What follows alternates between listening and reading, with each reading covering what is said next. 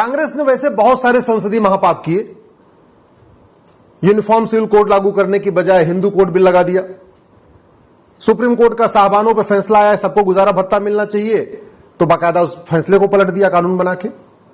अयोध्या काशी मथुरा की मुक्ति का जब आह्वान किया गया, लोगों ने कहा अयोध्या काशी मथुरा मुक्त करो, तो 1991 में प्लेसेस ऑफ वर्शिप एक्ट बना दिया। हिंदू जैन बौद्ध सिख को आपस में बांटने के लिए और मुस्लिम और क्रिश्चियंस को फायदा पहुंचाने के लिए 1992 में माइनॉरिटी कमीशन एक्ट बना दिया। 1995 में जो सबसे बड़ा पाप किया वो था वक्फ एक्ट, उससे भी पेट नहीं भरा। 2004 में माइनॉरिटी एजुकेशन एक्ट बना दिया। 2010 में देश विरोधी एनजीओ को फंडिंग कराने के लिए एफसीआरए कानून बना दिया। जब राइट टू एजुकेशन एक्ट बना था तो मदरसा और missionary school right to education के दायरे में आते थे। 2012 में कानून बना के मदरसा मिशनरी स्कूल को भी बाहर कर दिया। तो बहुत सारे अनगिनत महापाप किए, लेकिन एक जो सबसे बड़ा महापाप जिसको मैं मानता हूं वो है वक्फ एक्ट। इतना खतरनाक कानून किसी इस्लामिक कंट्री में भी नहीं है। ईरान, इराक और पाकिस्तान, अफगानिस्तान, बांग्लादेश में भी ऐसा कानून नहीं है कि जहां एक वक्फ बोर्ड बना हो और जहां वो उंगली रखे वो जमीन वक्फ की हो जाएगी। इतना खतरनाक कानून, संविधान की धज्जियां उड़ा दिया ये कानून बनाने में।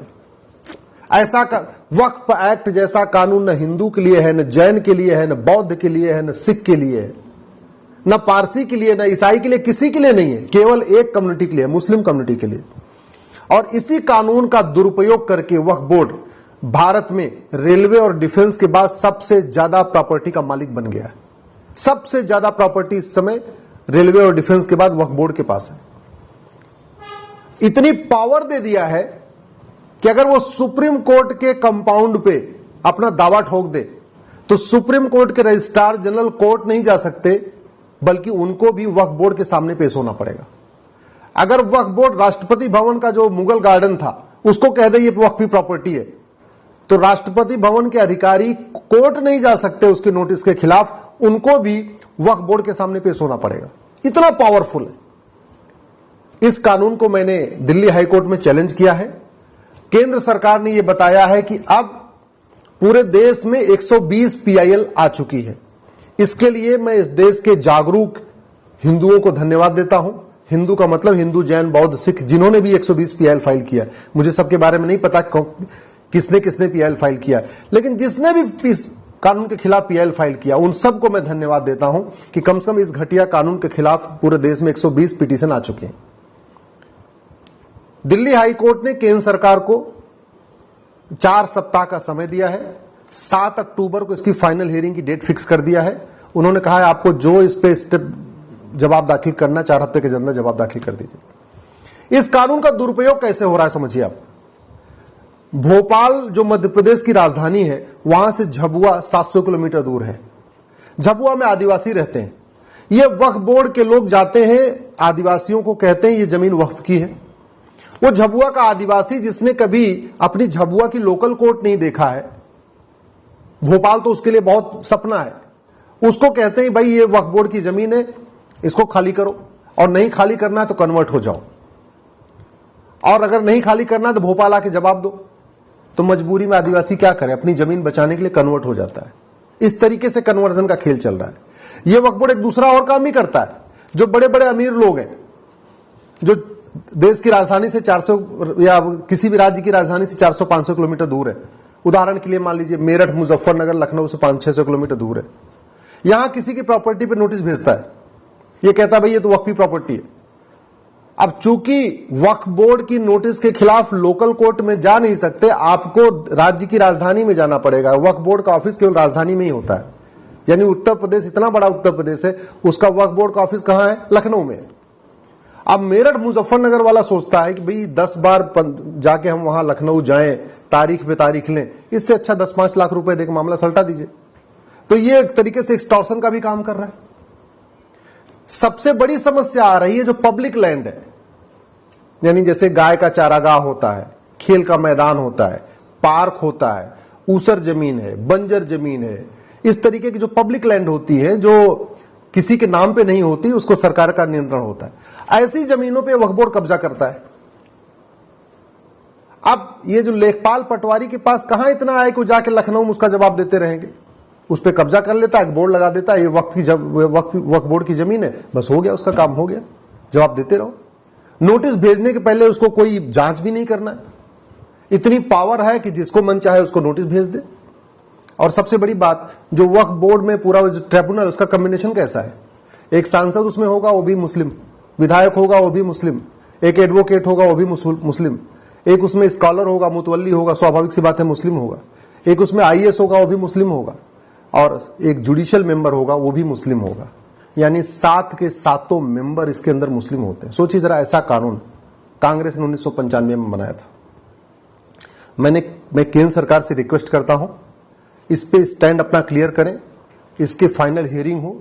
जब ये कानून पर डे हिंदू, जैन, बौद्ध, सिख की जमीनों पे कब्जा कर रहा है, इस कानून के जरिए एक्सटॉर्शन हो रहा है, इस वक्फ एक्ट कानून का दुरुपयोग करके धर्मांतरण हो रहा है, इस वक्फ बोर्ड कानून के जरिए एक तरीके से सरकारी जमीनों पे कब्जा हो रहा है। और एक बात और मैं बता दूं, ये वक्फ बोर्ड की जमीनों पे घुसपैठी आके रह रहे हैं।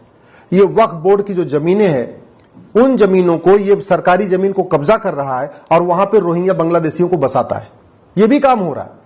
तो घुसपैठियों की मदद कर रहा है, धर्मांतरण करा रहा है, लोगों को परेशान कर रहा है, एक्सटॉर्शन कर रहा है, सरकारी जमीन पे कब्जा कर रहा है, गौचर जमीन, खेल का मैदान पे कब्जा हो रहा है, पार्क पे कब्जा हो रहा है, और भी जितनी नदी किनारे जो जमीनें पड़ी होती हैं, जैसे यमुना का जो खादर वाला एरिया होता है, गंगा जी के जो किनारे वाला एरिया होता है, वहां पे कब्जा कर रहा है, और जमीनें कब्जा कर करके वहां पे मजार और दरगाह भी बनवा रहा है।